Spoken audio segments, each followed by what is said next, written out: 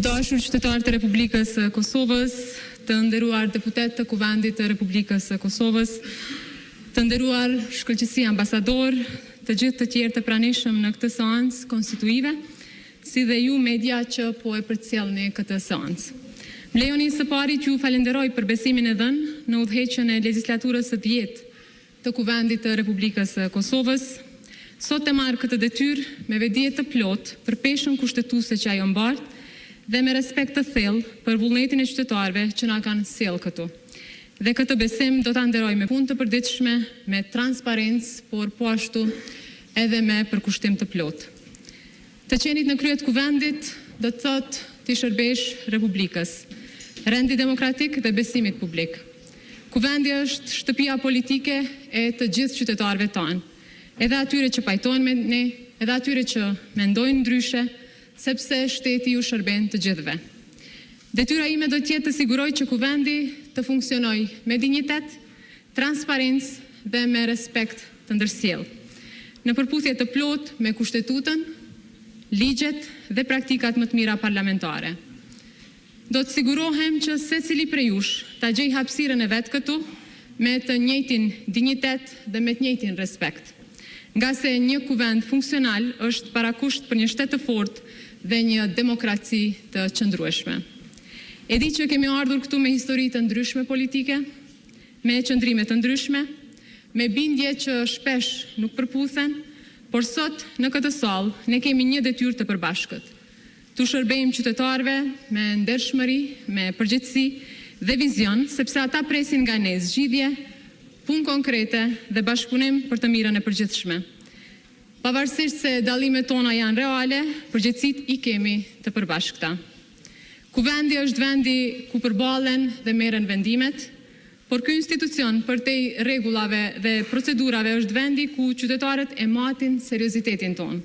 Ata e shohin nëse dim të dalim nga llogaritjet ditore kur preket e ardhmja e vendit. Prandaj ju ftoj që debatet t'i zhvillojmë me argumente, kritikat t'i shoqërojmë me përgjegjësi dhe dallimet t'i mbajmë brenda respektit të ndërsjellë. Nuk është e nevojshme të mendojmë njësoj, por është domosdoshmëri të punojmë në të njëjtin drejtim në shërbim të Republikës së Kosovës dhe në shërbim të qytetarëve të Republikës së Kosovës. Ne sot debatojmë lirshëm në këtë sallë fal sakrificës së madhe të popullit tonë për liri, përfshir luftën çlirimtare të ushtrisë çlirimtare të Kosovës dhe kontributin e madh të grave dhe burrave që dhanë gjithçka për vendin.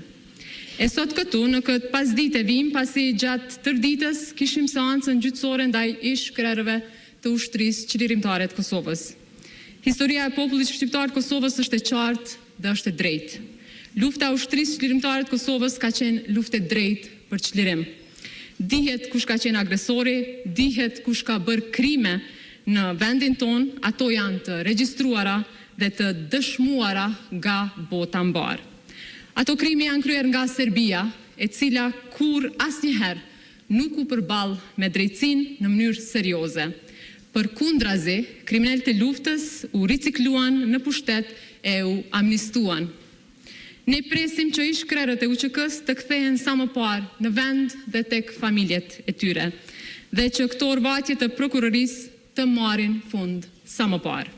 Për këtë duhet jemi bashkë. Prandaj të dashur deputet, në veçanti për çështjet që prekin interesin kombëtar, duhet të flasim me zë të qartë e të kemi qëndrim të përbashkët, me zotimin se kjo republikë ka institucione që i dalin zot edhe në momentet më të vështira.